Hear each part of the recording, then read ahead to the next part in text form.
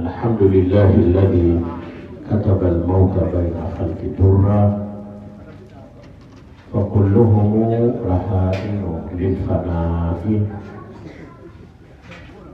والصلاة والسلام على رسول الكريم الذي قال وهو أصدق القائلين: موت المفجئ أخذة الأسف، وعلى آله وصحابه أجمعين، وبعد. Mwenyezi Mungu anapouliza swali ndani ya Qur'an, katika hizi aya zilizosomwa na bingwa wa Qur'ani, na Mwenyezi Mungu azidi kutuwekea, azidi kumpa afya njema, amina, ili vile anavyosoma tupate nafasi ya sisi kujirekebisha namna ya kusoma Qur'an. Sheikh Muhammad Nasr, Mungu kutuonyeshe umri. Suali afa imita fahum khalidun, ni swali anaulizwa Mtume Muhammad, ikiwa wewe Muhammad utakufa, je, hao wengine wasiokuwa ni wewe Muhammad watakuwa ni wenye kudumu milele katika hii dunia?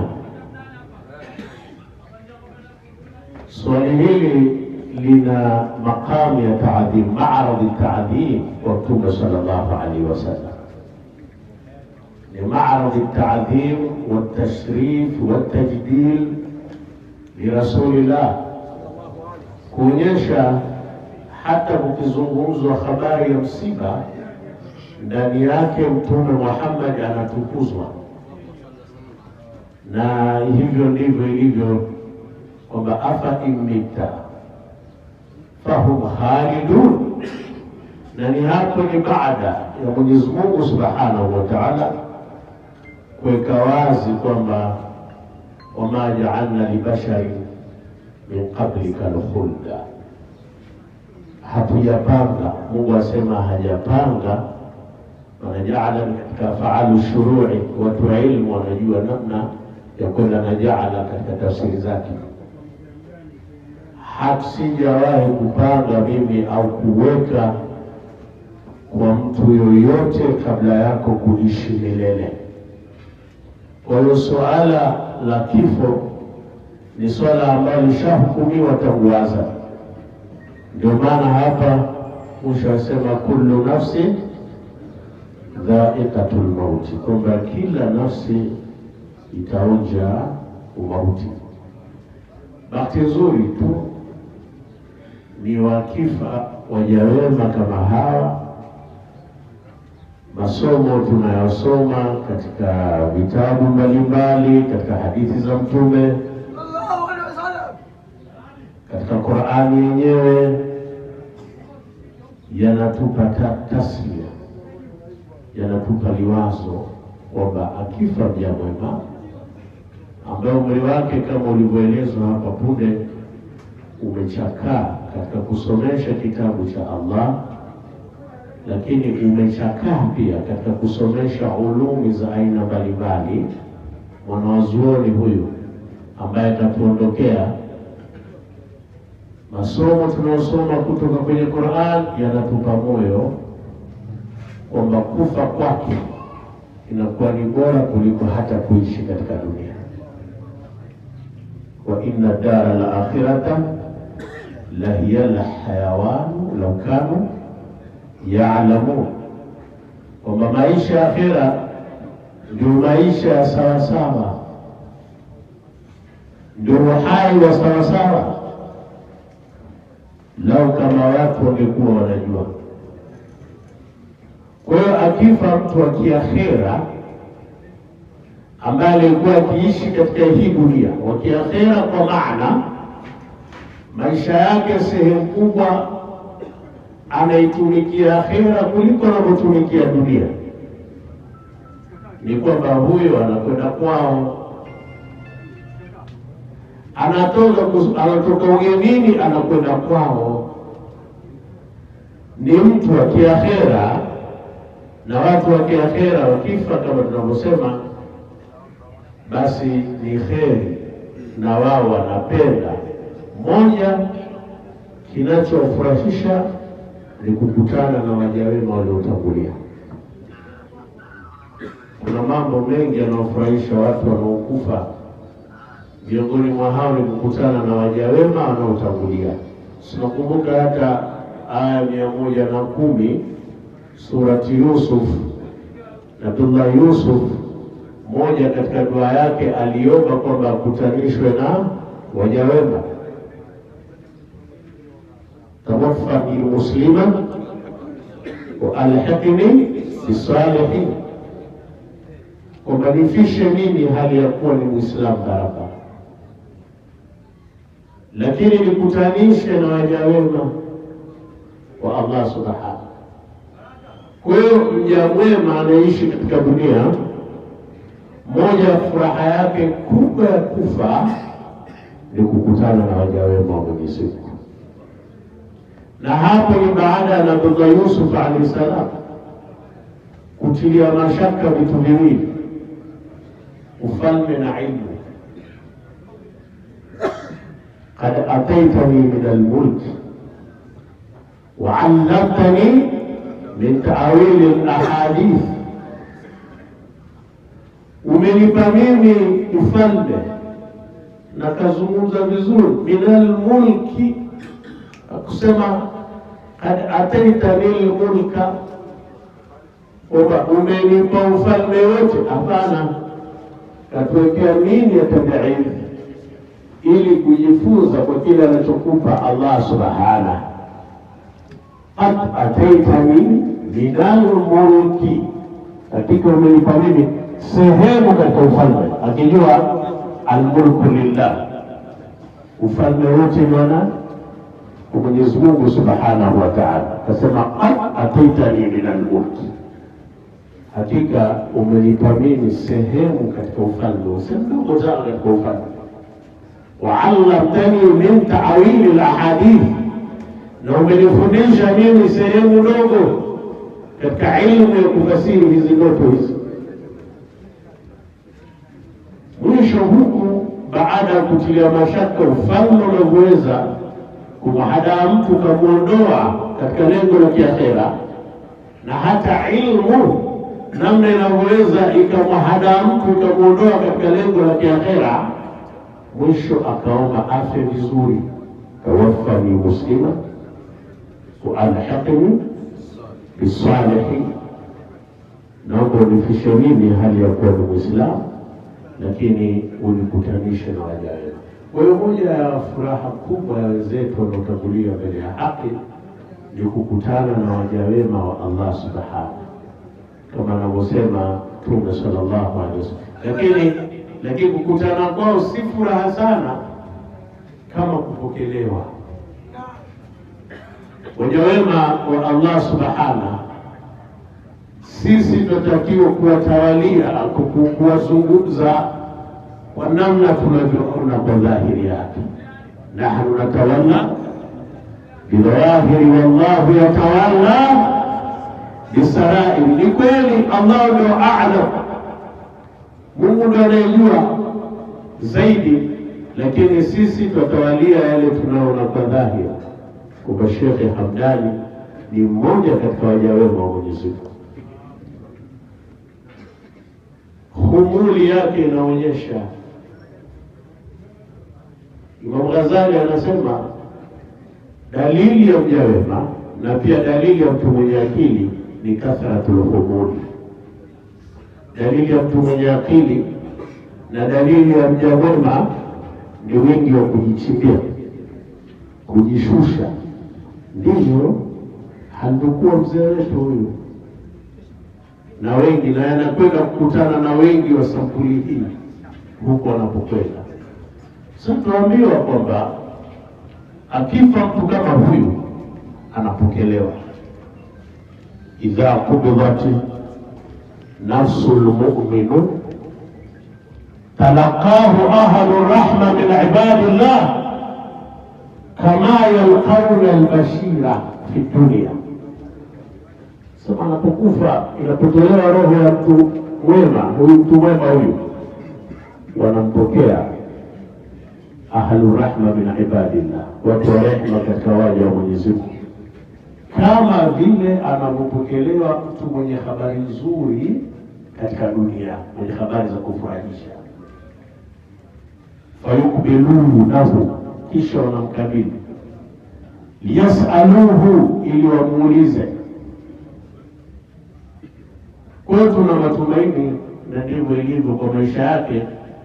Moja ya jambo kubwa ni kupokelewa na waja wema wa Allah subhanahu, na ni jambo litakalomfurahisha na linalowafurahisha hawa waja wema. Fahum ashaddu farhan bih min ahadikum bighaibihi, kwamba wao wana furaha naye zaidi hawa waja wema waliotangulia kuliko yoyote furaha yake kwa mgeni wake alikuwa mbali, rafiki yake kipenzi. Wanamkabili ili wamuulize. Mmoja wapo anatokea anawaambia wale waliotangulia, andhiru akhaku innahu kana fi karbin adhim, mgojelesheni ndugu yenu huyu alikuwa katika tabu kubwa kutoka roho. Sijua roho inapotoka ni tabu, mpaka bibi Aisha radhiallahu anha asema la aghabitu ahadan bihawni aswabahu fi mautihi ba'da alladhi ra'aytu min shiddati mauti rasulillah. Asa mimi simlilingoa, kumlilingoa ndio kumwonea gele. Simtamanii yoyote mtu ambaye umempata aswabahu hau, umepata wepesi wa kifo chake. Nilichokiona katika shida ya kufa Mtume Muhammad, kwa kila anayekufa lazima apate ile kuonja, ili hiyo aya pia ikamilike, kullu nafsin dha'iqatul maut. Ili aya hii ikamilike, lazima kila anayekufa aonje ile ladha ya mauti, kama ambavyo ili azaliwe mtu lazima mama aonje ule uchungu wa kuzaa. Pamoja na kwamba anachokizaa ni kizuri na atafurahia kuzaa kwake, lazima aonje machungu, na ladha ya kifo ni uchungu. Wanamwambia mwacheni huyo apumzike, kisha ndo muulize. Hadithi hii ni hadithi sahihi. Sema kisha wanamkabili, wamuulize sasa maswali. Katika maswali wanakwenda mpaka afike mahala, vipi fulani, je fulani kaoa, fulani kaolewa. Kule atadhkira ya Imam Qurtubi genda mbali, asema mpaka mtu anafikia anauliza mpaka kuku wa fulani nao wakoje. Katika dunia unaweza kuuliza habari ya kuku, ni kuonyesha ile nafasi ya kuuliza hata habari ya kuku ni kwamba ni kweli huyu huistarehe. Mtu anastarehe ndio anaweza akauliza vitu ambavyo hata vya kawaida tu. Kitabu hii ya kodi ya nyumba ya nini mara huku na madeni na hivi, kuna mtu ataka kuua, utauliza habari ya kuku hapo. Ni kuonyesha duniani hapa wa muumini ni karaha. Nimalize, ndio maana ya dunia sijnul mu'min wa jannatul kafir. Dunia ni kama jela kwa muumini. Watu hawa ina Sheikh Haddani na wengine wa makamu ya namna hii, kuishi kwao katika dunia ni kama vile wanahisi wako jela, na ni jannatul kafir, na ndio pepo ya makafiri. Muhimu yaliokuwa muhimu baada ya kumzika, la kwanza tusiishi, Waislamu tubadilike, tusiwe na maisha ya kimagharibi, yasituingie kichwani, maisha ya kisayansi. Kwa mtu aliyekufa hakuna sayansi. maisha ya kisayansi ni yapi, kwamba hiki kilichokufa hakina uhai tena, it's senseless at all, kwamba hakihisi chochote, kwani kama jiti tu, halina maana yote. Muumini anakuwa hai zaidi, mtu akifa anakuwa hai zaidi. Wa inna dara al-akhirata la hiya al-hayawan. Hiyo lamu ya taukidi hapo ya muzahlaqa, na hiyo hayawan binau hiyo kuwa ndefu, herufi kuzidi hapo, ni kuonyesha kwamba uhai huo ni mkubwa sana kuliko uhai huu, kwamba uhai wa akhera ni uhai ziyadatul mabna tadullu ala ziyadatil maana, au ziyadatul lafdhi tadullu ala ziyadatil maana. Kwa ina maana uhai huko wa kiakhera ni uhai wa sawasawa. Kwa hiyo muhimu baada ya kufa mzee wetu huyu, tuchukue maneno Amr ibn al-As alipohusia wanaye kwamba nitakapokufa mimi baada ya kuzikwa, msiondoke haraka makaburini, bali mkae pale, mwendelee kukaa, na katika kukaa kwenu mimi naliwazika. Hii inatusomesha kwamba maiti analiwazika sana na watu wake wa karibu pale wanapokwenda kumtembelea baada ya kuzika. Chukueni hili kwamba watu wakae pale waliwazika. Lakini la pili, chukua maneno ya Imam Ahmad bin Hanbal ambayo ya sahihi baada ya kusema kwamba ni bid'a. Imam Ahmad bin Hanbal alimuona kipofu anasoma mwanzo wa Suratul Baqara na mwisho wa Suratul Baqara baada ya kuzikwa. Kamwambia, mbona unafanya jambo ambalo ni bid'a? Ibn Qudama angalia atadhkiri Imam Qurtubi habari hii, hasa katika mlango wa Talqinul Mayyit. Ibn Qudama ndio aliyerekebisha hali ile, kumwambia haya Abdullah bin Umar ndio kausia yafanyike hayo. Abdullah bin Umar sahaba wa Mtume sallallahu alaihi wasallam. Kwa moja ya jambo muhimu baada ya kumzika kusomwa hiyo kama alivyosisitiza Imam Ahmad bin Hanbal, mianzo ya Suratul Baqara na mwisho wa Suratul Baqara. Ndivyo ambavyo tunavyofanya katika visomo vyetu hivi. Mwenyezi Mungu awabariki sana wazee wetu. Amina. Lakini la tatu, kumzuru mara kwa mara. Maiti anafarijika watu wake wakimzuru, na ndio sababu ummati Muhammad, ndio maana ummati Muhammad, safari ya Madina haikamiliki kwa ummati Muhammad mpaka waende wakamzuru Mtume Muhammad, na pia wakazuru makaburi ya Baqii. Yeye Mtume ambaye ni mkamilifu wa amal, mkamilifu wa matendo, mkamilifu wa cheo, mkamilifu wa daraja, analiwazika watu wakija wakimwambia asalamu alayka Rasulullah. Hadithi mzee wako wamliwaza. Babi muslimin yamurru bi khabri rajulin kana ya'rifuhu fasallama alayhi illa arafahu wa radda alayhi salam. Hakuna Muislamu yote atakayetembelea kaburi la ndugu yake Muislamu ambaye alikuwa akimjua akamtolea salamu illa atamjua na atamrudishia salamu. Sadaqa Rasulullah. Nasema kweli Mtume sallallahu alaihi wasallam. Abu Huraira akaizidisha ile hadithi akasema hata kama hamjui atamrejeshia salamu. Angalia atadhkira tena Imam Qurtubi, utaona habari hizi. Kwa hiyo moja ya jambo muhimu tuondokane na zile fikra tulizopandikizwa za kimagharibi kwamba maiti is a dead body, never sense at all, kwamba maiti ni tuje tu, ni mwili tu ambao hauna hisia yoyote.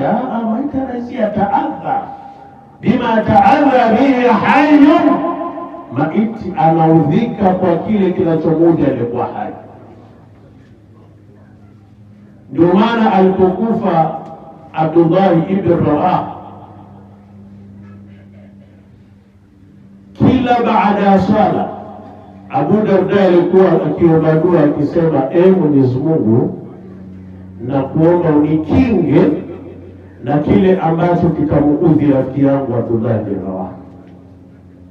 Na Abdullah ibn Rawah yuko kaburini, sasa nikinge na lile ambalo litakalomuudhi nani? Abdullah ibn Rawah. Kila yaumul Jumaa atadhkira tena, turejee tena hiyo atadhkira nipatie huko. Kila yaumul Jumaa maiti wanaonyeshwa matendo ya watoto wao. Mtume Muhammad katika hili anasema, enyi waumini, msiwaudhi wazazi wenu ndani ya makaburi yao. Kuonyesha kwamba moja ya jambo muhimu pia familia hii ya Sheikh Hamdani na wanafunzi wake wote, muendelee kumfurahisha mzee hata kama yuko kaburini. Allahumma ja'al qabrahu rawdatan min riyadil jannah wa la taj'al qabrahu khufratan min hufril niran. Sallallahu alaihi wasallam alayhi wa alihi wasallam. Alhamdulillah.